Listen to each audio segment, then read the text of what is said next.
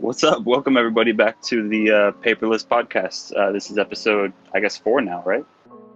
I think that is 4 or 5. I don't know. Welcome back, everybody. As Paperless podcast, hosted by me, Brian, by Pablo. Hello. Today we have Adrian with us, Yo, what's up? and we are here today with Lorenzo Cobo, Paperwave playing cards. What's up, Lorenzo? Welcome. Yo, what's up, guys? Thanks for having me. So just one quick thing. If you hear noise behind Lorenzo, like right now, it's because he lives in New York. There is like something happening every second. Oh yeah, There's a- I think that's already an why ambulance. it's good to have Yeah. the push to talk, because there's like ambulances and police cars. and whatnot. Yeah. So that ended For up real. being a positive. Okay, so Lorenzo, can you introduce yourself real quick? Like tell us what you do and stuff like that. Yeah, sure. My name is Juan Lorenzo Cobo. I just go by Lorenzo or Lolo Cobo on Instagram, and I am originally from Colombia, born and raised. I just graduated college with a bachelor's on graphic design. So Congrats. thank you. Congratulations. Pretty weird time to be graduating through Zoom. For real. So Yeah. and yeah, I'm the founder of Paperwave playing cards. Yay! Nice. Like this is a quick question that we do to everyone. Well, we are starting to do it to everyone. Besides Paperwave, hmm who is your favorite brand? Who's my Who's your ride or die? Like your card-wise? just your Yeah, card wise. obviously? Okay. yeah. Let me see. Dealer's Grip, without a doubt. Dealer's Room. Hey, nice. Hey, there we go. That's a good Absolutely. choice. I think that they're definitely my biggest inspiration when it comes to like card making and in the card community. I think they could also be called like pioneers on like really risk taking and just Definitely. really creating. I mean, they just go so in line with like my motto for Paperwave, which is to just explore what is possible to put on the back of a card, like the abstraction of things, and just like elevating the artistry of the design that a playing card can have. So yeah, Theodore Script by far, they're like, in my opinion, one of the only ones that are doing it. Yeah, like I feel you because like the way they make the designs, like the last one, Ambient, I think that it was called. It was all made by AI. hmm So that's mind blowing. He definitely, no restrictions. Like, Like anything which can deck go on. of Dealer's Grip is your favorite? Um, Probably the Error playing cards, because I don't know, because it's definitely not like my everyday use. Because I mean, I like a lot of them, because I mean, if for like an everyday use, I'd rather go for like something like the Stripes, which are like a much more sober design. It's just like, I don't know, it just looks really beautiful in motion. But as a design, like the Error and probably the Sepal or Sepal, or however you call it, I really love those two. But I think that Error was like almost kind of the Yeah. breakthrough in their like whole line of decks, because I mean, I'm obsessed with typography, and that was like, it was just so clever from every perspective, like marketing, design wise, and everything. To like post that picture of the Error playing cards and not know if what you were looking at was like actually a reflection, or like light shining through it, if the gradient was just because of the shadows. Like, it's just so, it was kind of surreal. So I really love that. Yeah, I feel you. Like Arrow and Sepal, like both of those are like my favorite decks ever. I think that I bought the leftovers of Sepals that Brian had. It was like 6 decks or something like that. Yeah, they are so Yeah. good, dude. Yeah. It's actually my favorite deck from Dealer's Grip, I think. It's Yeah, the Sepal. So good. the Sepple. His design's always like, it's always funny with Oliver, because you see something come out from Dealer's Grip and you're like, man, like on its own, if that were just a piece of art, it's not like he really ever broke any like crazy ground, but just like the fact that he kept continuously bringing it into playing cards and like introducing that, you know, just that kind of out of the box kind of thinking of what you can I just really feel just put I whatever feel you that want it's on a just back like design. Like, what that's always Lorenzo attracted me. does, because Lorenzo always pushes like the boundaries in design of back designs. Because if you see the Guild edition, like no one has seen a back design like that. Just like no one sees a back design like Error or Sepal or something like that. So I think that that's what I like Paperwave, because they are doing the same but different, like in a way. Yeah, what I love about DealScript 2, which is like it's just super commendable, is that no deck is the same. Like I mean, but the only moment where they did like a V2 was for Yeah. the 5/2s, which I was actually kind of The 5/2s, shocked yeah. about. Not in a bad way, because I think they came out amazing and that's a great design, and it was different enough to like put it as a V2 and it made sense. But I was surprised that they were doing something even remotely similar, because that's the excitement about dealer script, that it's always something completely different. And having talked a little bit with Oliver, like there's like always like a theme behind it, referencing like a different art style or an era, and so that's just like Some it's just cultural, mind blowing. It's just they're, in my opinion, like I just have I can't I don't have I only have sorry I only have good things to say about dealer script. Like it's just great. I think everyone would agree, yeah. How do you got into Cardistry, or what got you into Cardistry? Because I have seen your moves, and legit, they are really good. I love Legolas, dude. Like Legolas, Yeah. really good.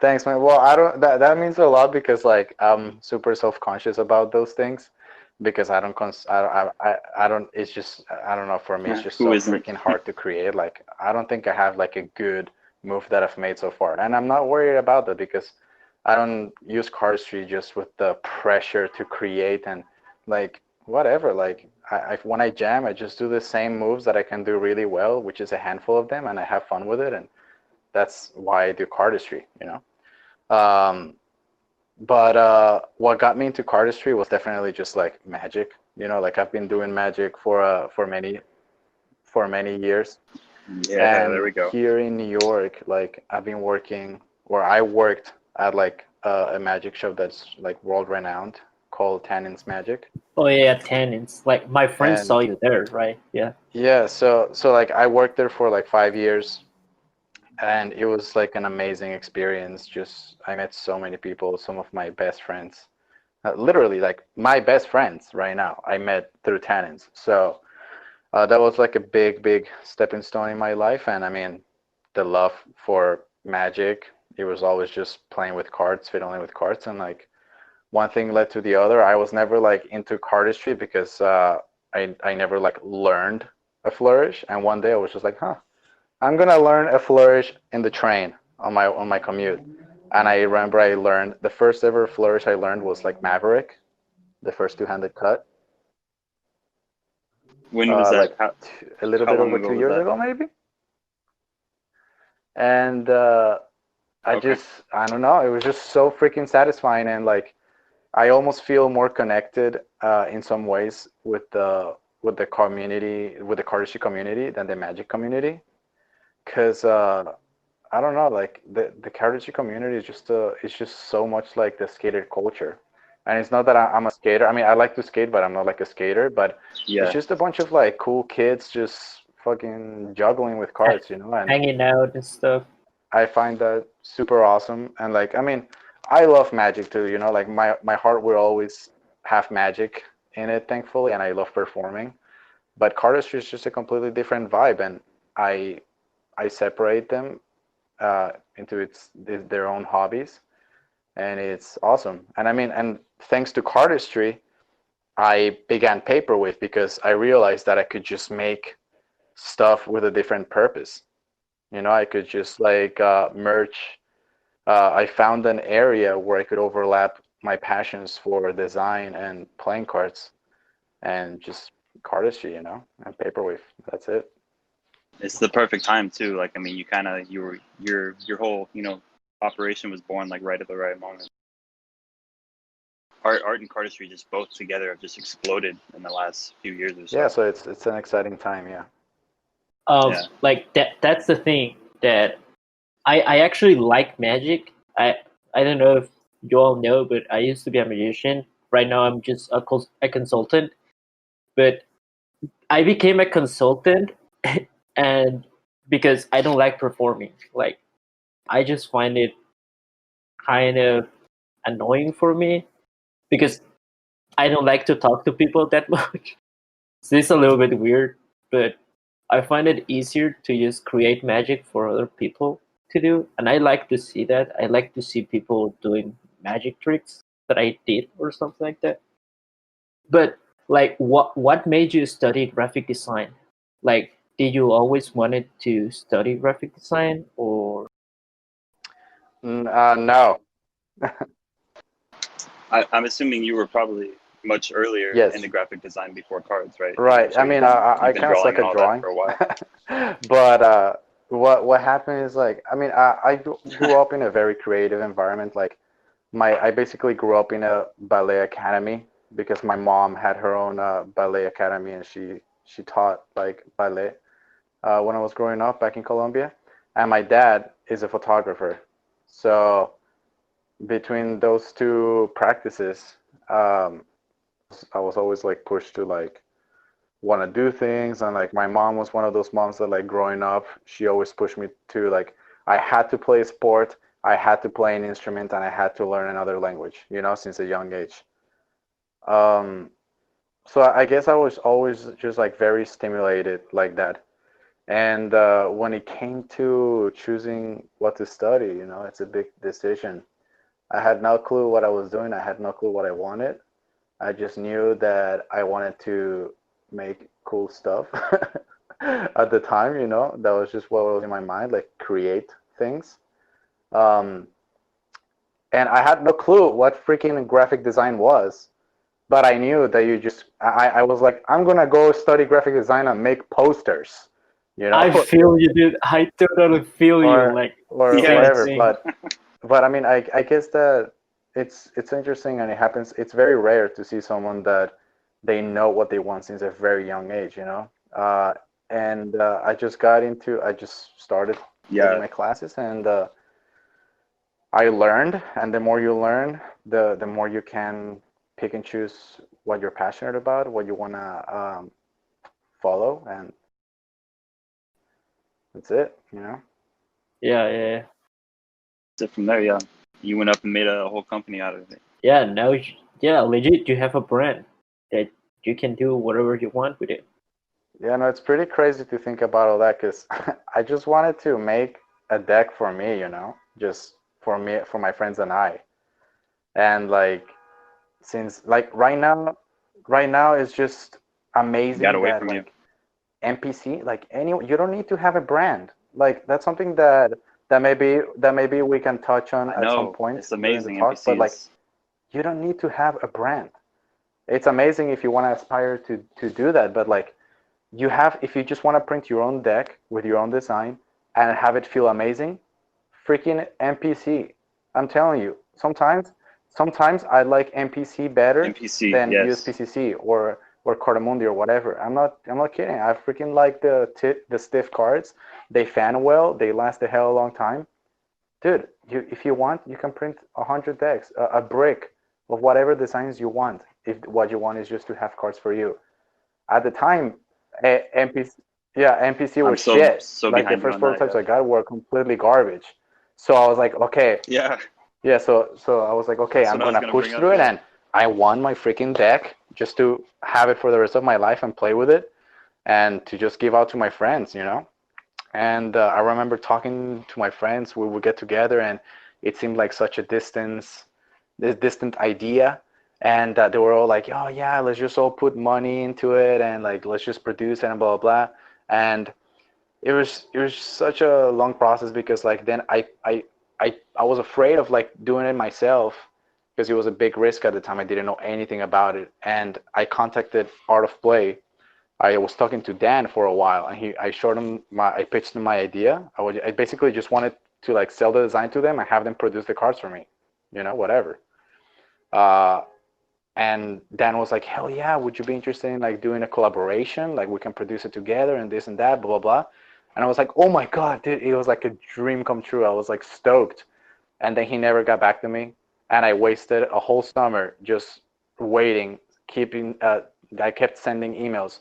And I wasted a whole summer that I could have just been ahead trying to do other things, just waiting for that response. So after that, I even talked to my boss, and you can shut me up at any time if I'm talking too much. But I talked to my boss. Oh, it's amazing. I talked to my boss at Tannins, which he is a particular guy.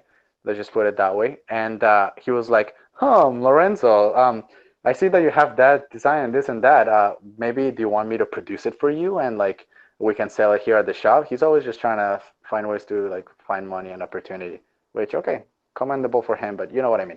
Anyways, and then we talked. So y'all were talking. Yeah, and then we talked about it, and he was like, "Yeah, let me just get in contact with Art of Play because they have a really good relationship, and they've done like lectures at Tannins and all that for years." And they were like, "Yeah, maybe we can get a discount, this and that." And basically, this was before I contacted Dan and Dave, I think, and he was like, "Yeah, let me just text them." And boom, I waited 2 weeks, nothing. I text him and he's like, oh yeah, no, they haven't gone back to me. Let me send them an email right now. Boom, another week waiting, nothing. And then I was like, fuck this, I'm not gonna do it with him. And then I texted Dan and Dave, like Art of Play. And 2 hours later, they got back to me. So I'm like, fuck that guy, like he obviously didn't text them or anything. So, sorry, I don't want to talk shit about anyone, but yeah, so it was kind of frustrating. And that just pushed me to stop being lazy, take control of what I wanted to do, and I just had to figure out the taxes for it, everything, how it's gonna work with Kickstarter, and that's it. I just launched it, and boom, it was freaking overwhelming. It was like I was like shitting my pants that day, like I launched that project while I was in class. And by the time I got out of class, I was like 50% funded, and I don't know, it was very surreal. Yeah, I was about to ask you about that actually, like making a successful Kickstarter, because both of your Kickstarters were really, really like, and when I say really, it's that really successful. Like you got 120% on each or something like that.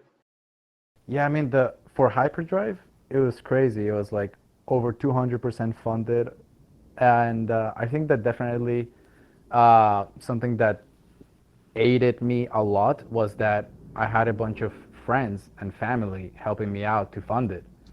But then there was like at least another 100 or fucking almost 200 people. I don't know how many people, but a lot of people that I had no idea that they wanted the cards, and they bought cards. So I was like, oh my God, like this is insane. This is really cool. Yeah, so it was really cool. Surprising. And for Glyph, I honestly thought that Glyph was gonna do pretty well because, I mean, I had a lot of feedback. I spent a lot of time with the design. I loved the design and what I did with it. But I definitely think that it ended up getting funded, which is amazing and more than some people can say. So I'm super grateful.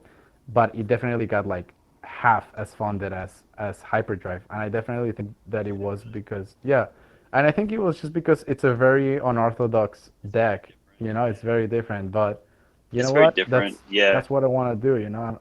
I'm not like a lot of people think that if you have like a card company or even sometimes they ask me and stuff and they think that I'm rich or whatever. I'm like, dude, like there's like barely anything left after production, after like paying $250 here for a production of a beautiful video, after paying $200 for prototypes, after paying $100 for shipping those out, after doing this and that. Like, dude, it's a lot of money, and it's not like, especially living in New York, it's not something that you can just live off of. Like, that would be a dream come true to be able to just live off of that. But it's a passion project, and I love to just do it, and it makes me happy, and I love the whole anticipation and making the videos and the content, and that's why I do it.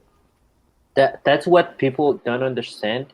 That it's a lot of stuff that you need to do in order to do a deck of cards.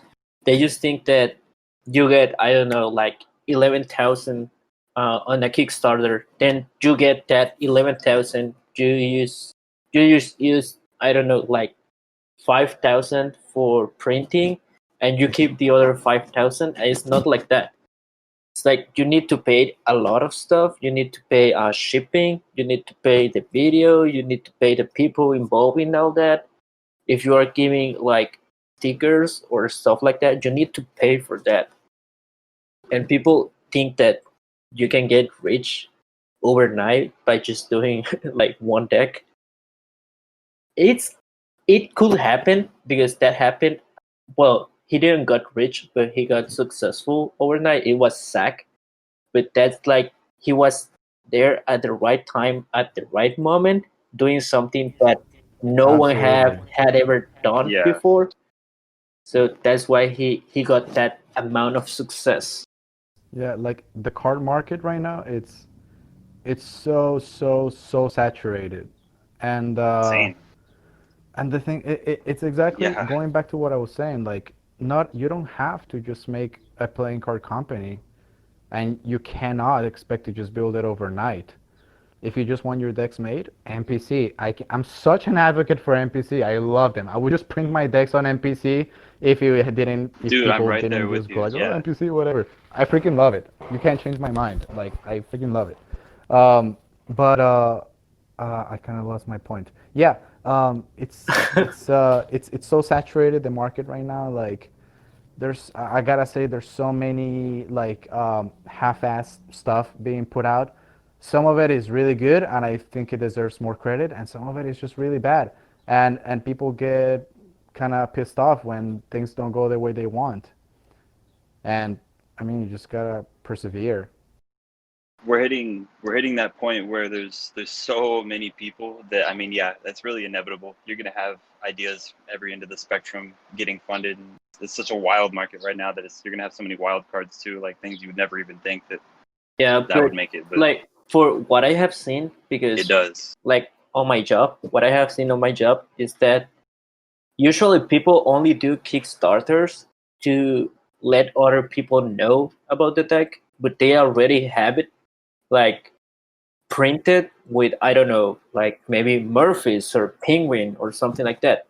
So they really do not care if the deck gets funded or not because they already have like a market for it. An example, like it will You do see be that, yeah. Riffle Shuffle. They do that. They only put Oh it on yeah, yeah. Kickstarter as a pre-order, and that's totally fine because it's a way to get people to know like your deck. But they Yeah, actually don't really care yeah. if It's it just gets funded or not. it's kind of interesting that you really have so many options to actually print a deck with USPCC or anyone you want nowadays. Because one thing is that Murphy's, like they, if you pitch them something half good, they will buy your design, and you can just and you'll print it through them, and you'll have your deck They'll because they buy it. just sell Yeah, yeah. everything because they're a freaking humongous company, and They sell someone everything, in yeah. the most remote corner of Earth will buy some of those decks, and they will sell out because that's how it is. Because Yeah, they're huge. They're the biggest Magic company in the U.S. and probably in the world. I don't know, but And so when you look at it, like a deck's cheap, really, from their perspective, especially. So of exactly, course they're gonna be, exactly. So game to get in there. there's really a lot of ways where you can print a deck. You can just have a deck made, but like it's one thing to create a deck of cards, and I don't want to sound like I have all the answers on that, like I have a huge company or anything, because I still think that Paperwave it is in its infancy, but Hmm.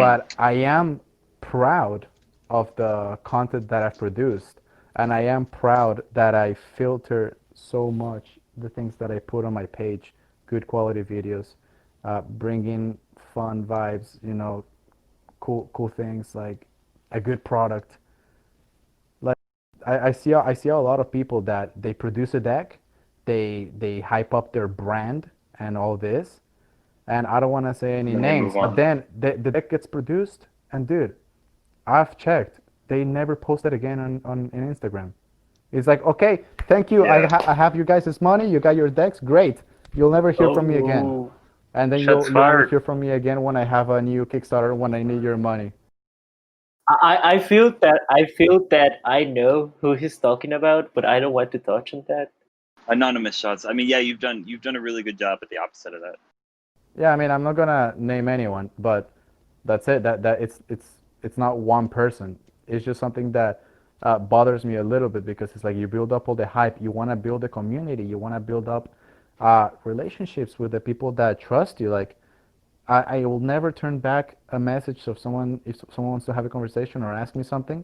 And I feel like I have suffered in the past from being too nice and being too open to just giving my all to see other people succeed. But I want that for other people, and it's like then like do something with it, like don't just stop. I I don't know. You know what I mean? Yeah, I actually was gonna ask you like how, in your point of view, how do you get people to know your brand? I'm still trying to figure it out. Like that's so freaking hard. That's the hardest part. I remember that I was there when you just made the Paperwave account. You had like 10, 11 followers, and right now it's like insane. You have like Yeah. 1.5 or 2K or something like that. Yeah, which honestly, if you put it into perspective, it's nothing. And it has been so hard to grow that follower base, so hard. Uh, because that, you know what? That's the hardest thing. There's some people that have some great designs that don't get enough attention, and it's just freaking hard to do the marketing, Like, if you just have a shitty picture, like, people are not going to be drawn to it. People want to see something vibrant, stylish, elegant, something. They want to support a brand that they want to feel represented by. So, and if sometimes people just don't have the materials or the access or $250 to pay a friend to like spend 2 days filming with you, like it's sometimes it's just the exposure is it's definitely the hardest thing, and it's something that I struggle myself because even though I'm so grateful of the following I have so far, I break my ass trying to put out good content that I feel should get more recognized, because I want it to be seen and I want to share with people and just keep going. And it's like, okay, one follower every 2 weeks, or Yeah. it fluctuates so much. It's tough. You Yeah. definitely have peaks and stuff when you're promoting and this and Kickstarter and blah blah blah. But you know what I mean? It's like it's so hard to grow a follower base. Like I've had the Paperwave account for like 2 years now, and I'm up constantly posting What stuff. what I have seen Not as much as I'd like to, but is yeah. that people that have contacts, like famous people, contact, like they get easier. Yeah, that helps yeah. a lot That's always gonna help. I because mean, I don't remember the name of the brand, but they made an account overnight. They got like a lot of famous artists to shout out the page, and they got like 3 4K in like a week. It was like, oh, okay, that's how do you get people to know you? Okay, now makes sense. Dude, it's not a bad thing because that's just how the freaking world works. I was listening to this guy, this designer I yeah. really like. He was doing a live the other day, and he has like almost 400K followers. And someone was asking him like, so is it hard to like just live off of freelance and get like freelance jobs and things like and commissions? And he's like, to tell you the hard truth, if you have a lot of followers, it's really easy to just like survive out of these things, and you can apply that to anything else. Like if you have the right connections, because everything is connections. Everything. Yeah, definitely. If you have the Everything. right Yeah. connections, the right people to hook you up and this and that, you can freaking make a deck that maybe can be it's not that cool in a week, and the next week sell out. And that's how it is. And it's not a bad thing and it's not a good thing. It's just how the world It is spins. how it That's is. how it works. And That's why, like for me, like I'm not the best cardist alive, you know. Like I just I don't have any original moves. Like I'm not known for that. For example, the guys on Anyone, they can produce whatever they want because they are the best cardists in the freaking world, and they put out amazing content, amazing tutorials, and they just have so much swagger that it's fucking anyone, you know. So that's why. Oliver, he has amazing designs, and he is one of the best artists in the world. Freaking, it works so well. Zach, he took the opportunity in the time where it was needed, and he revolutionized the freaking custom playing cards. So it's like, how am I? How can Paperwave like succeed if I'm not the best artist in the world? If I'm in an incredibly saturated market?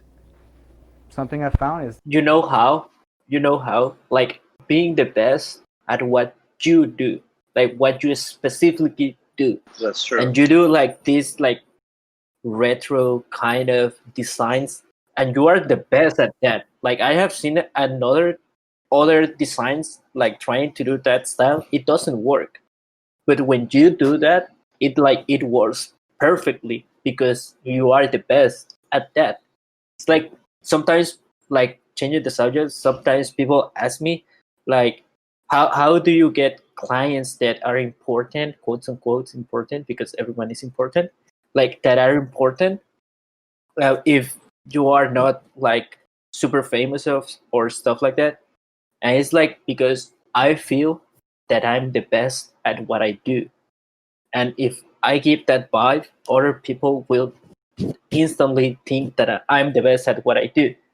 So it's like Exactly. positive thinking gives like positive response in a way. Zach knows that he's like an OG. Everyone instantly knows like, oh, he's like the OG of all this.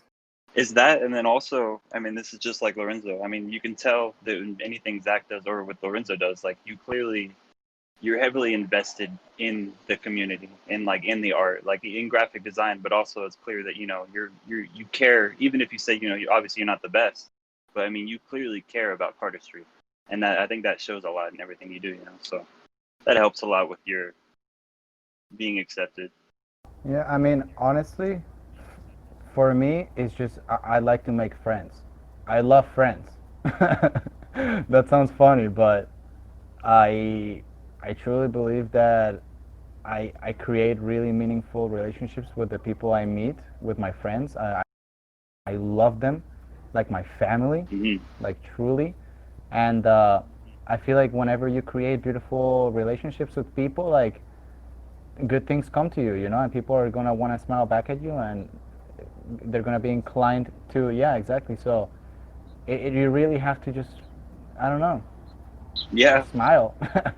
I don't know if I'm getting They will like support all you. weird with all this stuff that I'm saying, but I don't know how else to put that's it, you true know. though. I mean, at the end of the day, positive, earnest, you know, passion is gonna get you Yeah. through. Usually, I mean, it's still tough out there, but No, it's fine, dude. It's like, yeah, it's like it is what it is. So I have one more answer that I personally want to ask. When will the third deck release? In when it does, well, it's well, well, I wanted it to like start printing like 2 months ago before we went on lockdown and all. So I just got the hard proofs like 2 days ago. I was so excited about getting them, and I always do this. I was so excited about getting them that I just approved them right away. And then I came back home at night and I was looking at them a little more. And I always find something like I'm my worst enemy when it comes to this because I always want to just make it better, but I had already approved it, but I found something that could be better, which was literally just like not justifying like three little things, like 10 words, but making them ragged. So I was like, okay, no, I'm gonna change this. So they had to de-approve that, and then this, and now I'm like having to re-upload this and that, blah blah blah. So I'm waiting to hear back from USPCC, but hopefully they will start printing next week. so soon. And I guess that it's gonna, like, my birthday is on July 30th, Nice. so they're gonna be done on like July 15th. So So maybe I'll just release them on my birthday and do like a cool deal with like glyph and stuff. Like, do you have any plans for a fourth deck right now, or do you just have like third deck? That's it. I'm going to take a break. No, yeah. We have a fourth deck on the way. I can talk about it here. I don't care if you want to know about it. Because I've already kind of like given a few sneak peeks about it, but it's basically gonna be an anime deck. Oh, I think that I saw the faces. I think. Yeah. So all the court cards are gonna be waifus, which are basically uh, like anime, freaking like your dream girl come true in an anime type thing. I don't know the description exactly of waifu, but you know what I mean. Just a bunch of like cool Yeah. looking girls, and they're gonna be all the faces and the back. I haven't figured out yet, but yeah, this one is gonna be like all custom faces, and I love how they're coming out. They're all like custom made. Some of the girls are gonna be doing like a flicker shot, like a worm, stuff like that. So it's gonna be dope. I mean that it definitely sounds different, and that's cool because different is always better. Like that's what I think. So this is a question that I have. Like, why paperwave, and what does it mean? Like, what does it mean for you? Like the word paperwave, or why did you call the company Paperwave? So the answer is very simple, or maybe not that much. Very simple, but anyways, like so paperwave. I mean, you have to have like something catchy, something memorable. Huh? English, memorable. So paperwave just sounds good to me, and also it just kind of makes sense if you deconstruct the word paper. You know, paper, playing cards, and then wave, motion. So it's like Cards. the movement, and movement implies cardistry. So it's just like movement of cards. It's basically what it translates. That's actually a really deep answer.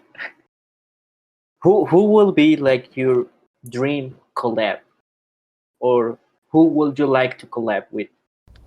Birdie, Who? Verdi.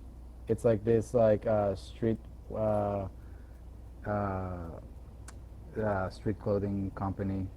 It's just really cool. I don't know. I before I collab with like other brands in the cardistry community, I would love to work with like other artists. Like one of my dream collaborations is with a guy called Slew, which I've actually posted on on the Paperwave page, and he does like He's a YouTuber, right? I think I have seen his yeah, videos. he's a YouTuber. He's amazingly talented, and we want to do a deck together. But you know what? The hard thing is that if you ask me about like a collaboration with someone in the community, I think that it's kind of hard. And even for me to do a collaboration with another artist, it's kind of hard for me because like I don't have like an asset to bring into the collaboration. Like for Fontaine, it's so smart and like it's so commendable what Zach has done because like, dude, he can just put his two Fs and then just collaborate with anyone he wants, and they can just work around his Fs, and boom, that's what he's bringing. It's so iconic, so smart. But for me, like, what am I gonna be bringing? I don't have like an icon per se. I don't have like a stamp. I don't have. So like, what am I gonna be bringing? I can bring like my skills, my input, my creative, everything to the project. But like, if I'm gonna be doing that, for example, with another company that doesn't have like an icon to it, if you know what I mean, like the two Fs. Yeah. Why are we even collaborating if we can just be doing separate decks? It might be like more cumbersome to like come to like a certain idea. I mean, it would be really interesting. Don't get me wrong, to like get both creative sides, but it's harder. do you know where I'm getting at? It's a lot hard to do a collaboration when you can't just bring an asset like fucking Fontaine or anyone, even just anyone in Helvetica or their A1, whatever. Because even if you see like Like from my perspective, I would say you're bringing like, like maybe your genre, like the kind of motif you usually go with, but that's really hard to bring that as opposed to two Fs. Yeah.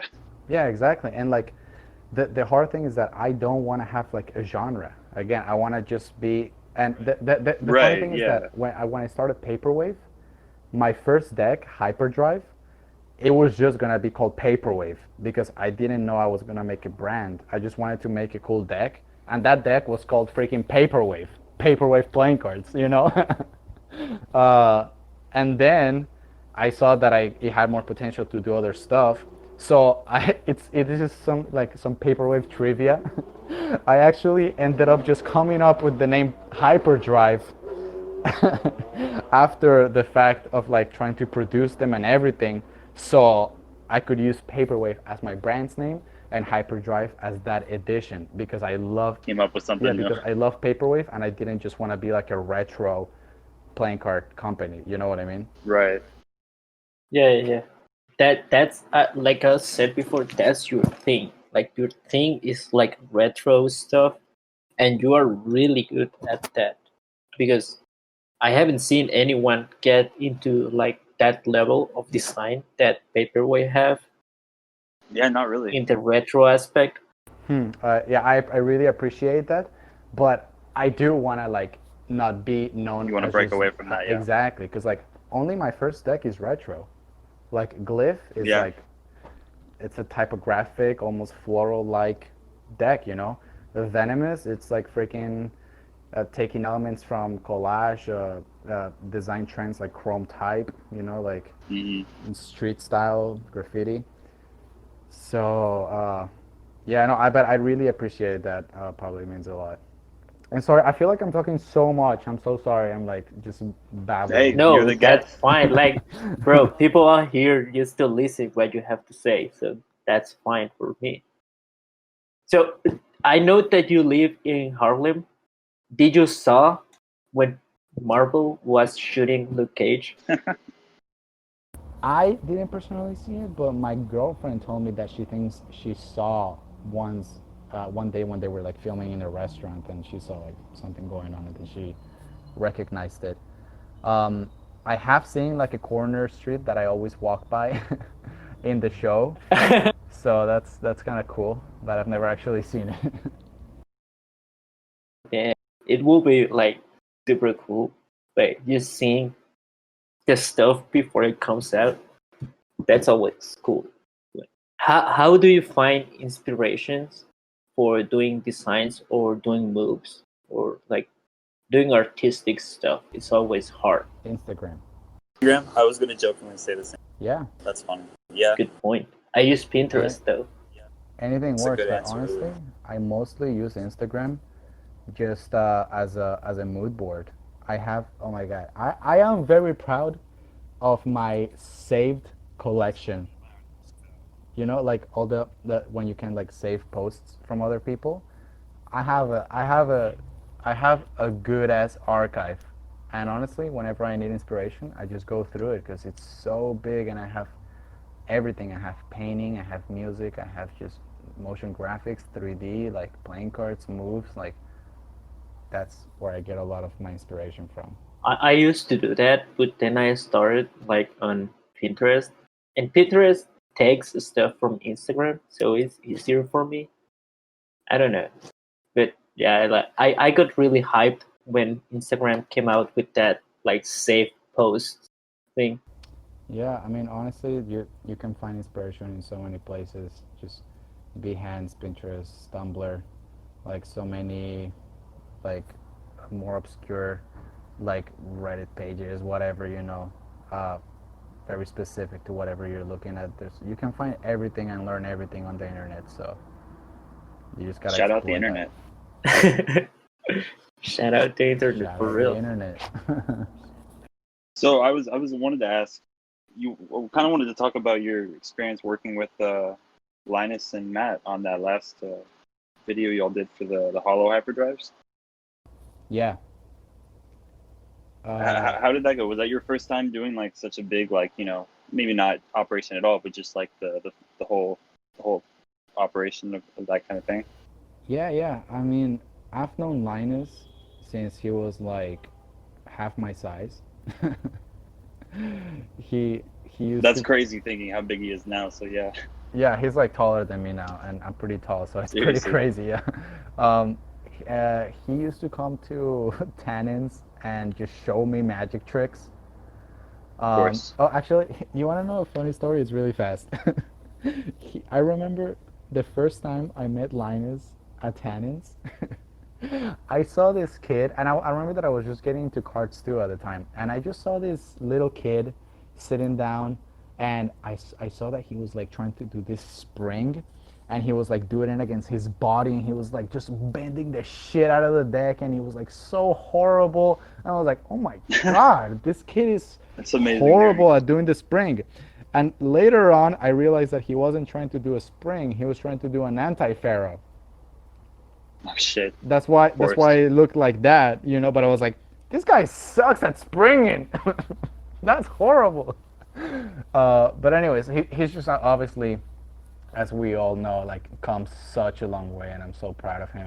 And Yeah, seriously. he's a sweetheart. And You want to talk about best artists alive? He's one of them. yeah, seriously. And Matt Fox, he's the homie. Uh, he's always been just so willing to help out with all the shoots. I mean, they're like my promo guys, as you've seen. Yeah, I was gonna say, yeah, since y'all all live so close. I mean, I'm sure you guys have been in contact all for a while now. Exactly. So they're just so willing to help. Never want anything in exchange. I'm like, dude, like let me like at least buy you lunch, you know, like. And there's just the homies, you know. We always have a great time when we film those things. Sorry, I'm again getting away. I just go on some super heavy tangents. Hey, that's a good Um, guess. That's Yeah, all right. that's a really good But guess. the hyperdrive, the gilded video, it's my favorite video we've ever It's made. so good. Yeah, I love. I don't know if I'm kind of biased, but I think it's such a good video. it's Like, really it good. came out I'll give it to exactly you. how Like, I it's wanted pretty good. Yeah. it. And like I remember that also because shout outs to Slew, my homie. He filmed it so well, and like I had an initial edit that I sent him, and I was like, dude, my edit is the shit. It's great. And then he sent me his, and I'm like, yeah, It's yeah, all right. I'll take yours. That's amazing. And shout outs to my girlfriend also for always being in those shoots and like helping us out. Shout outs to Jonathan, Magic Trooper. He's the homie. He's such a trooper, really. He's always there helping us. Shout outs to Linus and and Matt.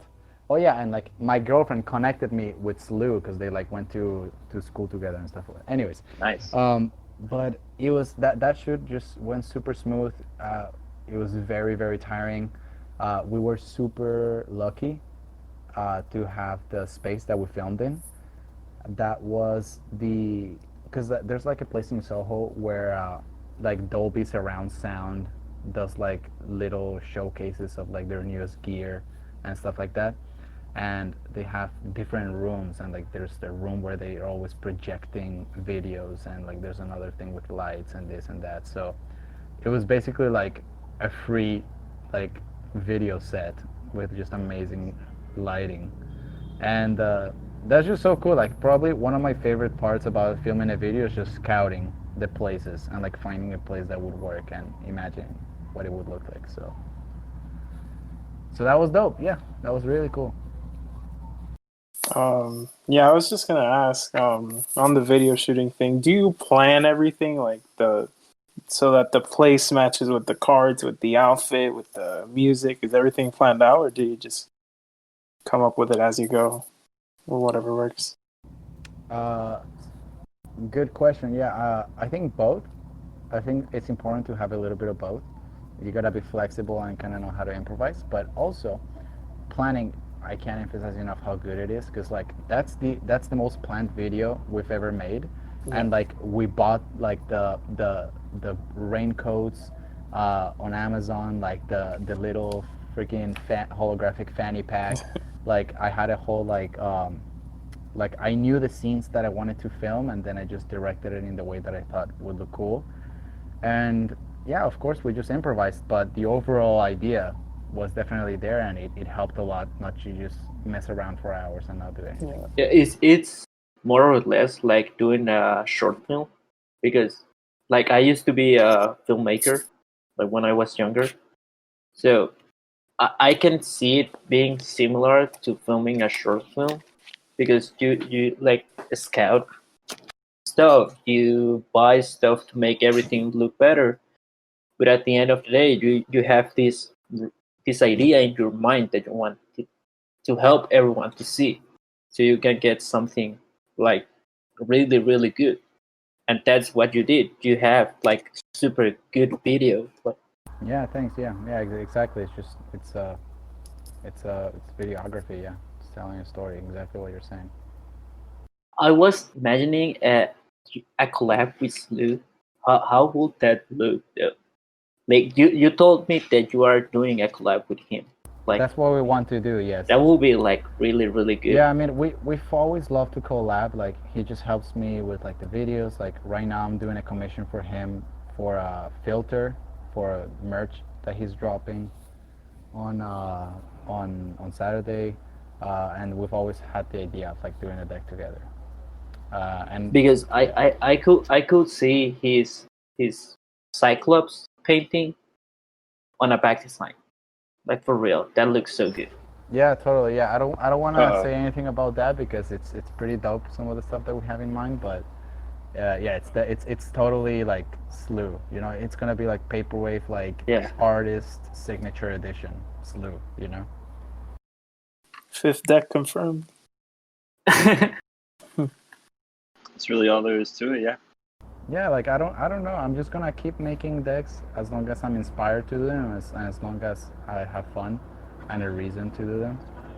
So yeah, that's it. Like I was saying, I think that goes into a lot of why someone, could end up being, if you want to say, quote, successful, is just doing what you love doing and really putting in a lot of work and effort. And it's clearly in your heart. So, I mean, that's really all there is to it.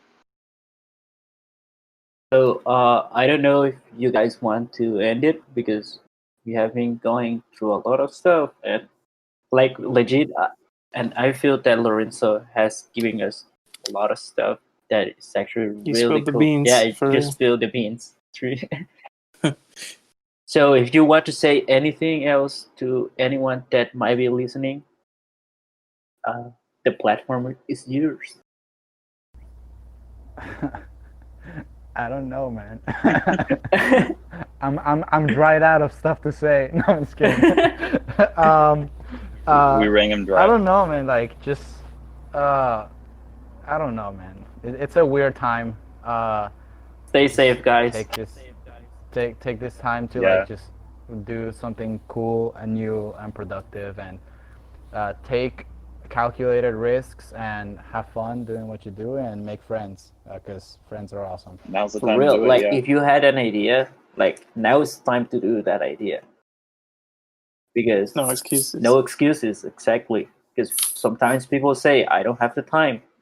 Guess what? Now you have You got too much time now. now. So for real, thank you so much, Lorenzo, for being here with us. Like, I think that this might be my favorite episode so far, because you told a lot of dope stuff. Yeah, man, we'll have to bring you back. It's nice to finally, Yeah. like we said before, to meet your voice, at least finally. Absolutely, guys. Yeah, that was a lot of fun. So Thank you everyone, for please having me. go follow Lorenzo and his other page that is Paperwave, playing cards, and his personal account that he posts some dope stuff there also is Lolo And if you Kobo. can find it, go follow his cat. If you can find Oh it. yeah, go follow his cat. And his sticker account, because Although he actually has a She's sticker account. not our cat. I wish she was our cat. It's our friends. We babysit. her. Oh, okay. Damn. Thank you. Unfollow. Unfollow. Yeah. So, yeah, if anyone has anything to say before we go. Thanks for tuning in. That's it. Wait, hold on. I have to plug the magazine, because we need Yes. money for food. And there's a second issue coming. All right, so One day. oh yeah, there's a second issue coming one day, like eventually. We are working on it. Believe me, we are working on the second issue. Also, the first issue cover was the first deck of Lorenzo Hyperdrive. Yeah, perfect timing. Yeah. So please, everyone, if you want to support us in any way, you can go to the link in the description. Or if you're on Spotify, because now we are on Spotify. Ooh. Okay, you can go to. Legitness. We are an official podcast now, Yes. right? Yeah. So you can find the link in the description of this episode. Also, Go you read can it. go and go read it. The magazine is free. You can donate anything you want, from $1 to $1,000 if you are It's filthy so rich. good. I'm not even just making that up. This first issue is pretty cool, so you guys should go check it out. And we did an interview there with Lorenzo, so you can know more about his process of design and stuff like that. And like I say, it's totally free. You can donate any amount that you want. If you don't feel like donating, you just can read it for free if you want. Not a guilt trip. Yeah. So thank you everyone for listening.